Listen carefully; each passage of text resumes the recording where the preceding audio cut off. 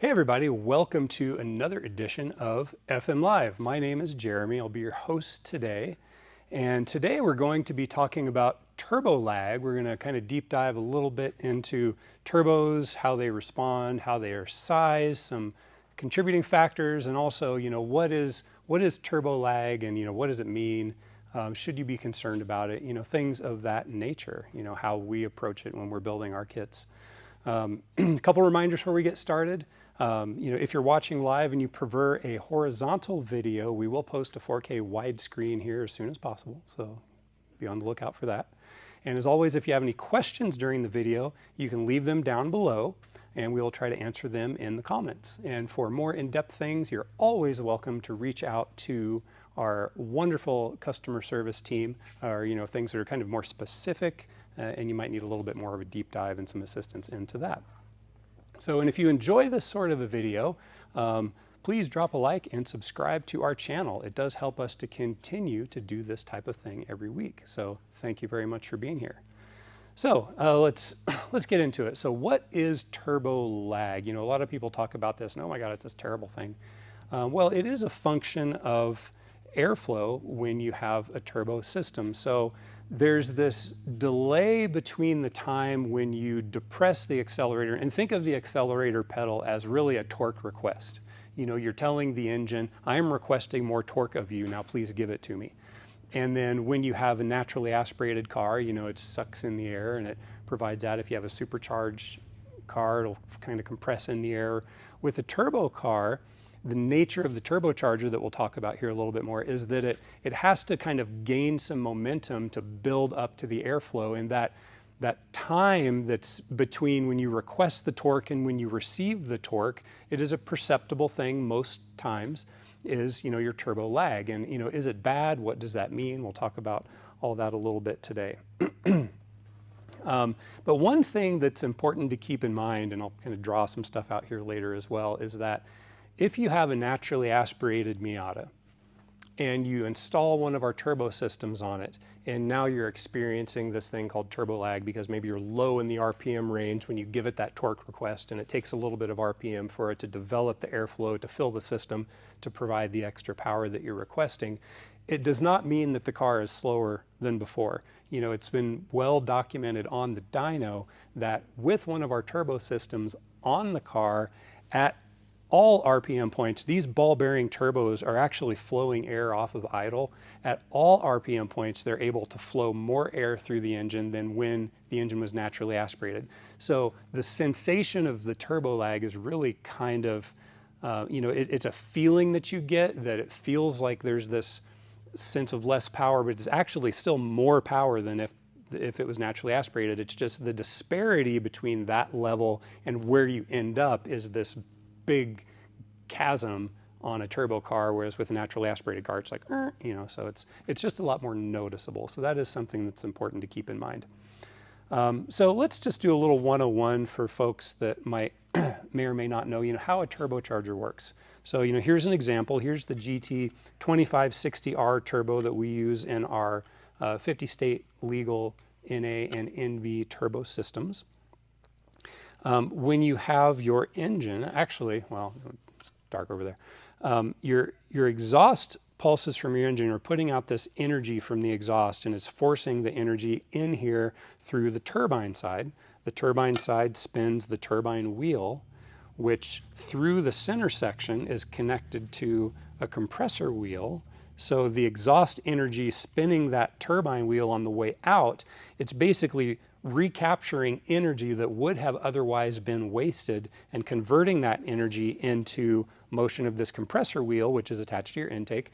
It brings in the air, it compresses the air, it fills the pipes, and then every point between here and your pistons, it is pressurizing that air, which adds for more power potential when you combine that extra volume of air with the appropriate amounts of more fuel. So, essentially how that turbo works is retrieving that wasted energy to fill that system full of air that's under positive pressure.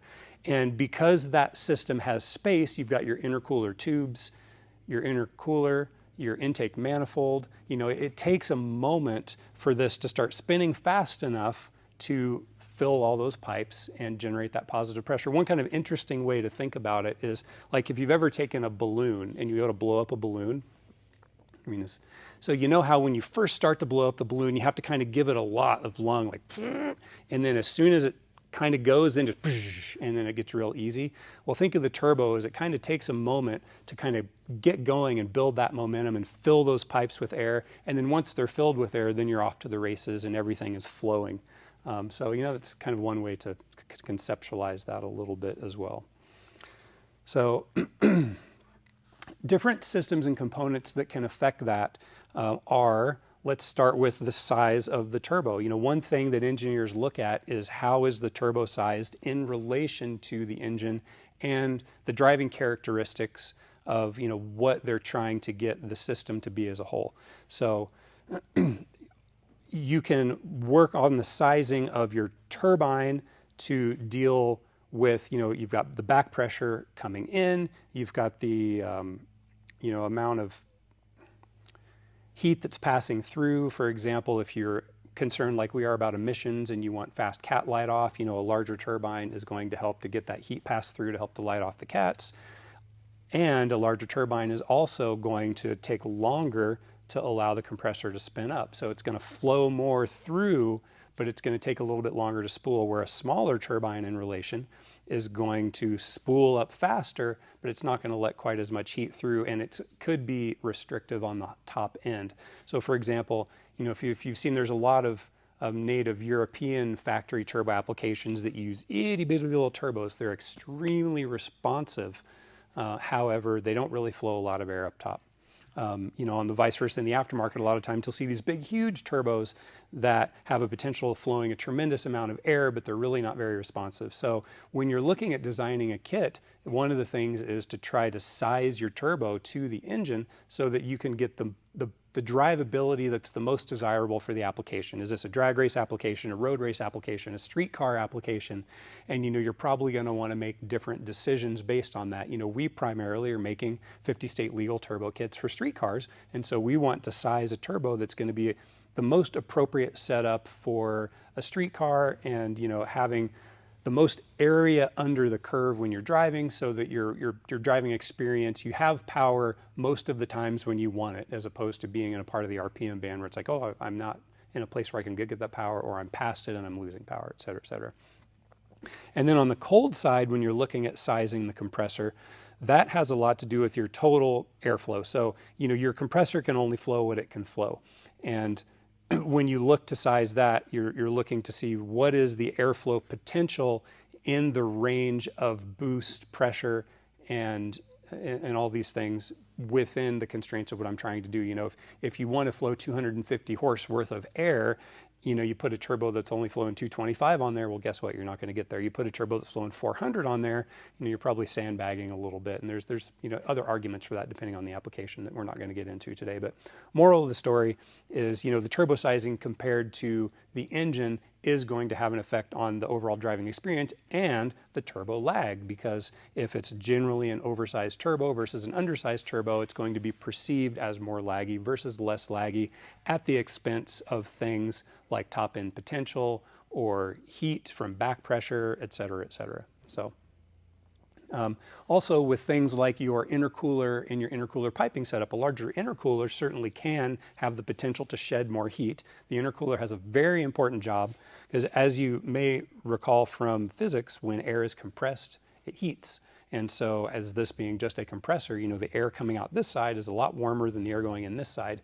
And, you know, it behooves you, for the power of the engine and the experience and the health and longevity of everything, to try to keep those charge temperatures as low as you can. So most turbo applications are going to have an intercooler, and the intercooler is an exchanger to drop heat out of the air charge. And a larger intercooler certainly can give you the potential for reducing that air charge more. However, larger intercooler, longer pipe runs are also going to take longer to fill when this thing starts pumping air. So those are other considerations that, you know, an engineer might look at when they're designing the system to, you know, try to get enough intercooler in there to do the job for the application, but not too much intercooler that's going to cause, you know, the turbo lag and how you're perceiving your driving experience that goes along with that. You know, so once again, there's a balance. You know, the truth usually lies somewhere in the middle. And as I've said in other videos, one of the things always very, very important to be really honest with yourself about what the goals of your build are up front, because that's going to help you make better decisions, and it's going to help you to have better conversations with our tech guys when they're trying to help guide you in your journey, if you're really being honest about what the goals are. You know, if you have pie in the sky goals, it sounds cool or something you heard on the internet but don't really make sense, you know, you're probably not going to get the end result that you want. And you know, our goal here is to help you to have the most fun you can when you're driving the car, the most fun you can in the passenger seat. And so, you know, having realistic ideas and being honest with us is going to help you to get better recommendations as far as, you know, what's going to be the best things for you to put on the car to have the most fun. So so how is boost controlled? Another kind of 101 thing. The boost on a turbo system is controlled by the wastegate. On all of our current turbos, we use an internal wastegate, which you can see here is this little flap door. And this thing's job is it's hooked up to an actuator, which is hooked up to manifold pressure. And this opens to bypass some of the exhaust gases flowing through here. Because if you didn't have this, if all of your exhaust gases flowed through here, your compressor would create far too much boost and you'd blow up the engine. So you have to have a way to control the spin speed of the wheel, which in turn controls the amount of pressurized air that's in the system, in essence, your boost level. So your wastegate is basically controlling that by letting extra exhaust gases circumnavigate the turbine wheel in an effect to control this over here. So, you know, how does that affect lag? Well, the one important thing here is, especially on the internal wastegates, is having an appropriately sized and set up actuator as far as the geometry and the spring tension, because you really need to have some tension on this door for a couple of reasons in terms of what we're talking about here today, the turbo lag. There's a couple things that control this wastegate system. One of them is the spring tension that's on your actuator. So you've got a rod into a diaphragm with a spring. And as pressurized air comes in from your intake manifold into that diaphragm, it's going to overcome the spring pressure, which is going to extend the rod, which is going to push the door out and allow some of that to bypass. And you also have the physical exhaust back pressure. Actually, more show and tell. Thank you, Mike. So here's an example of an actuator for an internal wastegate. It's going to be sitting like this. You know, somewhere post here, you're going to have a pressurized system. The pressure goes in here to behind the diaphragm. It applies the pressure in here, which acts on the diaphragm, which overcomes the spring, which makes the rod go out, which opens this door. So, you know, that is, you know, the spring side of it. So if you have an 8 PSI actuator, you say, oh, I'm going to be running 8 PSI. Well, not necessarily. You also have a component of the physical back pressure within the turbine housing, because there's surface area on this door. And when this physical back pressure in here wants to leave, and so that physical back pressure is also pushing on the surface area of the door to crack this thing open. And then you've also got some, you know, other corollary things like the, you know, the back pressure of your exhaust system, but that's kind of beyond the scope of today. So moral of the story is there's a balance between the spring pressure here and the back pressure that's physically in here pushing on this door that's going to define, you know, what this boost level actually is. And why that's important is because if you don't have enough resting spring tension on this door, like for example, if you have an adjustable version of this and say, you know, when you install this, you want this thing to be physically pulling that door shut with some spring tension. And you want enough spring tension there to basically deal with the exhaust back pressure that's trying to push this way. If there's not sufficient tension here and say the door is just kind of wobbly normally, or maybe it's even cracked open a little bit, you're going to lose a bunch of spool because that exhaust back pressure is just going to crack this door open and bleed off a bunch of that energy, which is going to make the compressor spool much slower, which is going to make it feel even laggier because you're not getting that kind of quick tip-in response from having this thing nice and tight initially where all of the exhaust energy is acting on the wheels, right? If some of it's bypassing right out of the gate, you're going to have a lazy spool. And so that's going to make the turbo lag feel a little bit worse than it really has to be. So let's see. Hold please. Okay, so let's see, and some other aspects of this are going to be driving style and how you approach the throttle pedal. With turbo cars, the little bit of turbo lag is always a thing to an extent, but there's ways that you can mitigate that. And think of it as, well, first let's talk about what the boost threshold is. On paper, the boost threshold is the place at which your turbo is making a significant amount of positive pressure, which is going to give you a significant increase in power over before the turbo was running. Well, significant's kind of a funny word, right? So what does that really mean? Some people might say that it's purely when it goes into any positive pressure at all, but I can tell you that this thing on, a BP Miata engine is making some positive pressure at 2,000 RPM. So is that significant? It's not making enough, in my opinion, to really be significant. I think once you have to get about, in my opinion, about 4 PSI before you really kind of start to feel things. 1, 2, 3 PSI, it's like, but over about 4, you start to feel some things start to happen. The other end of that is, where is your peak boost? So if you're looking at, you want to make 8 pounds of boost, then at what RPM is it actually getting to 8 pounds? So there's kind of that little bit of a space in there. That being said, if you're kind of below that amount of significant boost in your RPM range, so say for example, just for easy numbers, let's say you want to run 10 pounds of boost and you know that in your car it's going to be making it by 3,600 RPM, right? Round numbers. If you're below 3,600 RPM, no matter what, when you give it that torque request, it's going to have to spin up, it's going to have to fill the system before you get to that place where it's making all the power that you want. That's your turbo lag. Well, there's some things that you can do to mitigate that in terms of being familiar with the car and the driving, to just be a little bit proactive. You can learn to apply that torque request a little bit sooner than you think you might need it.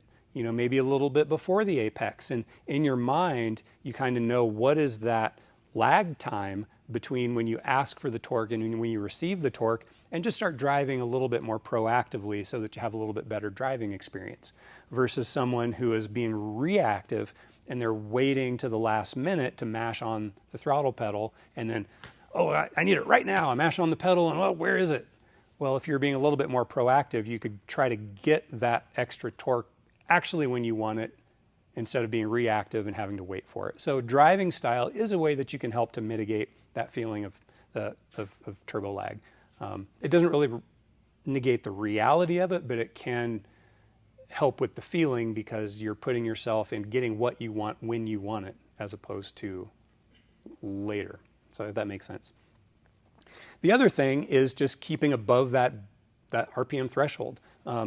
Say you're keeping it up above 4,000 RPM, so when you're up there, you can mash it at any time, and the amount of lag when you're above that RPM level is going to be really minimal. So if you're in a race situation, shifting your gears, making sure that you're within that RPM range of having it be really responsive when you're ready for that extra torque. And another thing is on shifting. What are your shift points? Because generally, you want to, especially on track, you want to look to see at what RPM, if I shift at that RPM, when I go into the next gear, do I land at or above that RPM point? So if I know I make full boost at 3,600, then what RPM do I need to obtain that or greater before I shift so that after I shift, I'm back at or above that RPM, so I don't have to wait for the power to come back on.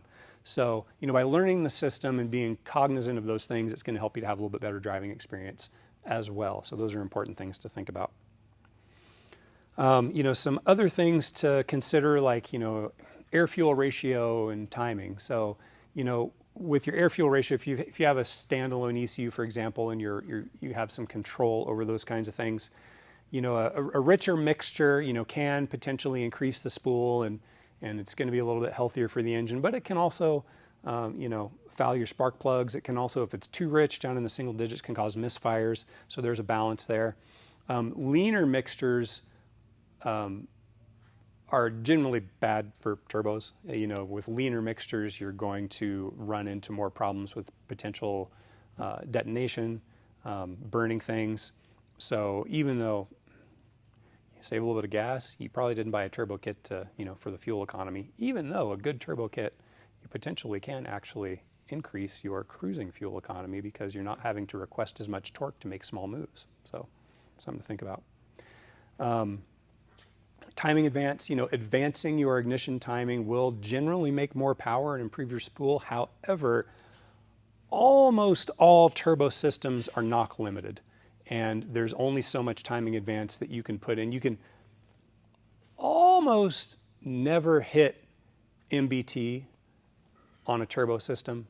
You're going to hit knock first. And there are some exceptions, like, for example, when we used to do the E85 conversions, we could hit MBT on E85 powered cars because E85 has so much octane, but on pump gas, it's just not going to happen. So realistically, even though that advance is in there, you have to temper the amount of advance with not wanting to be too aggressive and causing detonation and other issues. And there's always a balance there, because you also don't want to be too retarded on the timing, because that increases your EGTs, which is not good for other things. So again, the truth is usually in the middle, and there are, sweet spots and areas that are smart to be in, depending on what kind of driving you're doing. For example, not to rabbit trail too much, but if you're drag racing, you're going to want to set that up a little bit different than road racing, because you're 12 seconds versus trying to run for 30 minutes. And there's just different things that you need to keep an engine healthy for 12 seconds that you do for keep it healthy for 30 minutes. So anyway, just beyond this, but just some things to think about. Air temperature and density. If you have a turbo car, you may have noticed that on cold evenings, your turbo car is much more responsive and seems to make more power than it does on a hot day. And that's because because cold air is more dense. So the denser air is going to be easier for this thing to compress and pack up than hotter, less dense air. And also, when you get the hotter air, it's also going to be compensating in the ECU by perhaps doing a fuel or timing compensation based on air temp and coolant temp to make things more conservative to deal with the hotter temperatures, which is also going to soften the power delivery of the car. So turbo cars, actually, all cars, but really it's more evident in turbo cars that when you're going from a hot day to a cool night, that they're just more responsive and they make more power, because it's just the way it is. Let's see.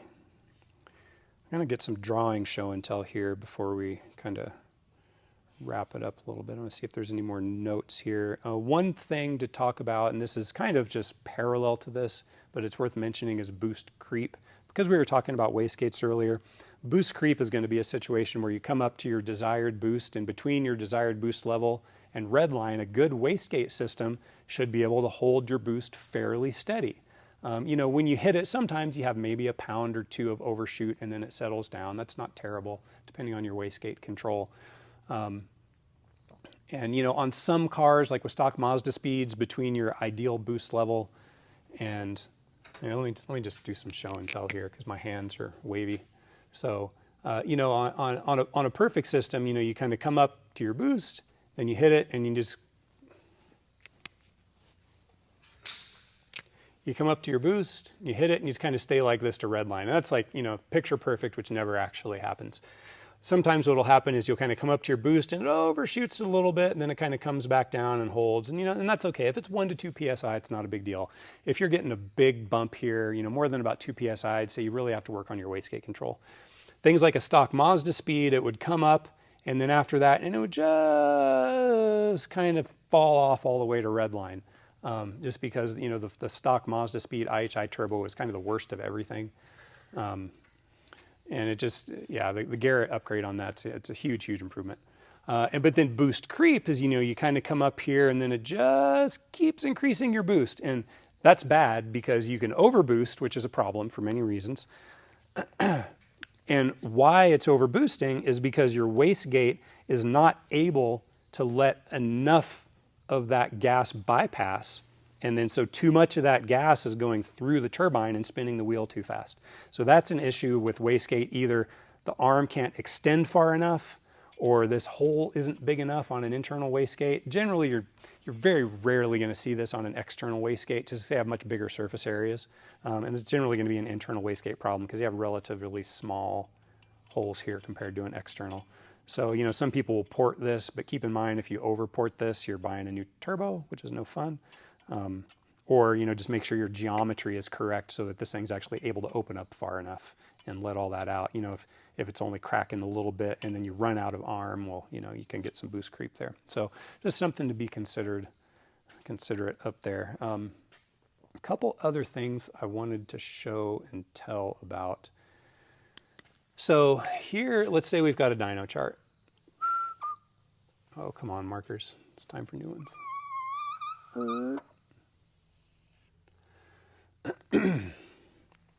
And let's say we have a naturally aspirated Miata, and I'm just going to do the, you know, the power curve. Keep it simple. It's like, right? You know, so here's like 2,000, and, you know, here's 7,000. And here's, you know, since this is naturally aspirated, like here's 100 horse.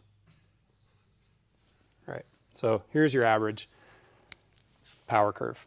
Now, when you put on a turbo, you know, people might think, oh, down here it feels so slow, it's making less power. But what you actually see on the dyno is, say you're putting on, you know, one of our turbo kits, it's making, you know, 180 wheel.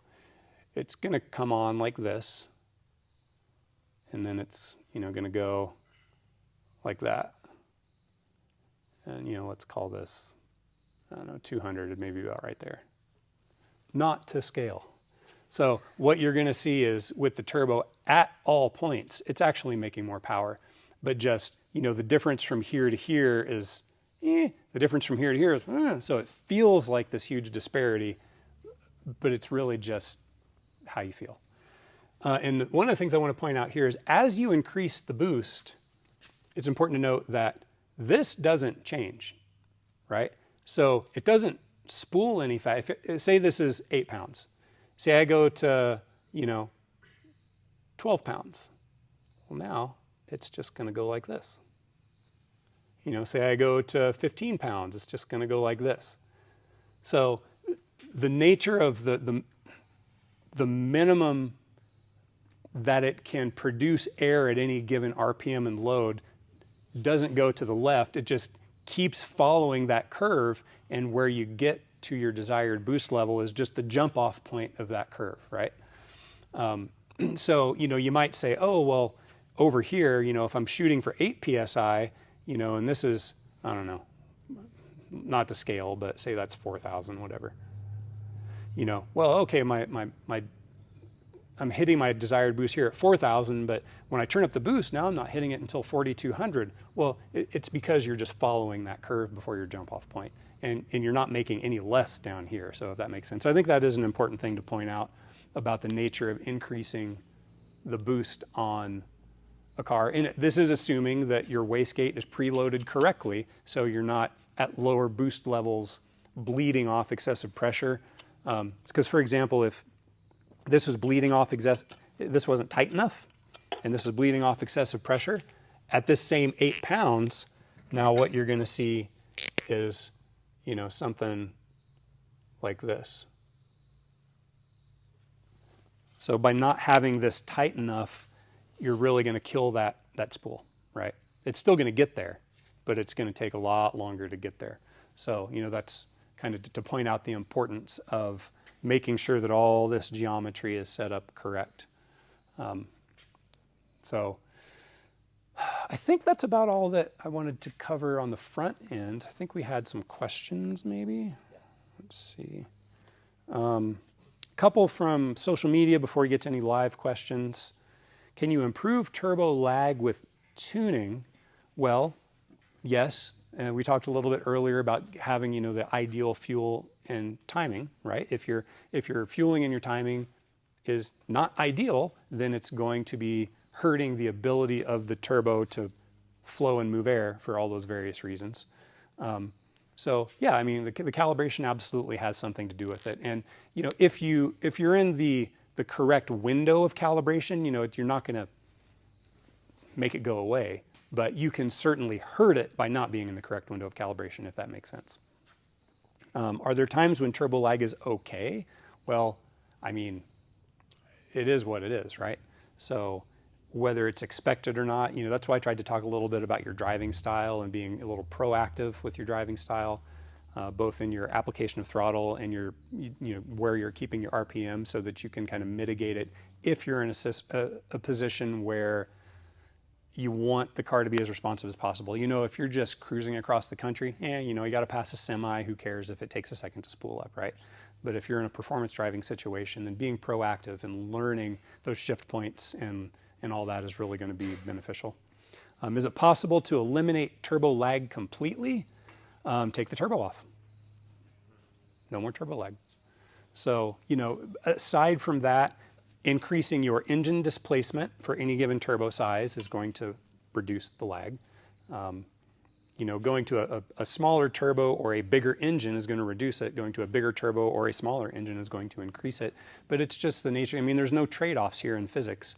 People that want a 400 horsepower Miata are going to have to put on a larger turbo, like when we used to do the GT3071s with the external wastegate. And those things, to have something that flows 400 horsepower worth of air is going to be more laggy. There's just no way around it. The best way we could mitigate it is back when we were doing stroker engines, because going to the 2-liter stroker did help that out quite a bit. So, that extra displacement really does help. But yeah, you can't eliminate it completely, because there's just the physicality of this thing has to start moving fast enough to pump enough air to fill that system. And this is a funny one. Would a twin turbo setup help eliminate turbo lag, and why aren't these popular anymore? Well, they're probably not popular for a reason. They're kind of a hassle and prone to breakage. Like, for example, the FD-RX-7 with the twin turbo system. And by twin turbo, I don't mean a V8 with a turbo on either side that's doing the exact same thing. I mean something like with the FD, where there was a small turbo and a big turbo, and it was kind of designed for the small turbo to operate in this range, and then when you switch over, and then the other turbo fills that in. If it tells you anything, most people with those things ripped them off and put on a single turbo, because they're a hassle, they're not super reliable, and it's just overly complicating something. It's kind of like doing a twin charger. Like, you can do a twin charger with a turbo and a super, but it's wildly overcomplicated, and I don't know anyone who's done one that would do it again. So, learn from other people's pocketbooks, I guess. So, are there any live questions that we can cover? Mike. Hi. Are there different kinds of fuels that can help reduce turbo lag? Okay, the question is, are there different types of fuels that can help reduce turbo lag? Well, the function of the fuel is going to be to provide as much octane as possible for the purpose of trying to get as much timing advance as possible. I mean, really, if you have a really high octane fuel, you can lean out your air-fuel ratio a little bit, but it's not going to be a dramatic difference. Like, for example, if I'm building let's just say I'm building a track car, and I've got an NA that's a turbo track car, and I'm running on, 91 octane, which is what we have here. I'm probably going to want to shoot, 8-10 pounds of boost, something like that, I'm probably going to want to shoot for an air-fuel ratio down in the 10s, which is going to be richer than I would run it on the street, richer than I would run it on a drag car, but to try to help keep the EGTs down, keep things more cool, because with a turbo car, keeping things cool is the most important thing, because that's your reliability. Both your coolant temperatures, your oil temperatures, your EGTs, you have to err on the side of keeping things cool, right? And so I'm going to run a little bit more fuel. And even if I were to put E85 in that same car, I probably could run it in the 12s, but I probably wouldn't. I'd probably still run it down in the low 11s, and not. And the E85 has plenty of octane for that, but just to help to try to keep things cool, right? Because the alcohol and the other aromatic, and the alcohol in the E85 and the aromatics like toluene and xylene and the gasoline, when they evaporate, they suck a lot of heat out. And so that's, it's kind of the primary thing there. What the extra octane is going to do realistically is allow you to get as much timing advance as you can safely for the conditions. Because the extra timing advance will help to generate more power. It's going to help to spool the turbo a little bit quicker. And most importantly, it's going to lower your EGTs because the name of the game is keeping things cool. So now lowering the EGTs also reduces, the energy going in here, but it's still a net positive to have the extra timing advance. So in a roundabout way, yeah, the fueling does matter, but it's more about having the correct margin of safety and getting the operating parameters conservative enough to not knock and to keep things cool, but not overly conservative where you start misfiring or washing cylinder walls or having excessively elevated EGTs from super retarded timing. So I don't know if that answers the question, but yeah. Next question. Does turbo placement make a big difference in turbo lag? And are rear turbos terrible? Does turbo placement make a big difference? Well, again, you're talking about filling a space. Actually, one other thing I'll touch on there is exhaust manifold design. With our current manifolds, they are cast iron, but they were designed using CFD, right? CFD, yeah. So they do flow as good as you can get them to flow because we use computer modeling to work that design while still being cast. Some people like tubular manifolds, which you can get, precise equal length runners and very smooth transitions. We have never used tubular manifolds, even though on paper they might come off better on the dyno or a little bit of that extra performance. They're wildly unreliable. And it's not worth it for us or our customers to be able to shipping out things that aren't going to have awesome reliability. So, we endeavor to have the best designed cast manifold we can using CFD. And, if we do take a little bit of a hit to spool from the design, it's worth it for the wildly extra amount of reliability. Now, in terms of rear mount turbos, I have to admit, I've never actually driven a car with a rear mount turbo. That being said, you're adding a lot of piping that has to be filled with gases, a lot of exhaust gases to get back to the turbo, and exhaust temperature drops by the time you get back there because, the transfer of heat and energy is a big factor here. It's not just the physical blowing of the air, but it's, the heat transfer as well. So you're losing a lot of heat, which is energy in the exhaust, and you're also having to fill a lot of compressor tube with this thing. So I've never driven one. I am making an assumption that it's going to be a significant hit to responsiveness, which you may be able to mitigate with having a much larger displacement engine like a V8. So maybe someday I'll get a chance to drive one and can have a more informed opinion, but for now it's just it's an assumption. So more questions? Okay. Thank you everyone so much for being here. It's hopefully everything you need to know about turbo lag. If you have more questions, please reach out to our customer service team. They'd be happy to deep dive with you on that. And yeah, hopefully you learned something new. Feel free to leave some comments and questions down below. If you like the topic, if you like the idea, let us know what you think about this. Let us know if you have ideas for other topics we might want to touch on in the future, whether they're, technical or, historical or just anything you want to know about, what we do or how we do it. Thanks for hanging out. And remember to please like and subscribe because that helps us out. And we will see you next Thursday for another FM Live. All right, once again, I am Jeremy and hope you all have a great day.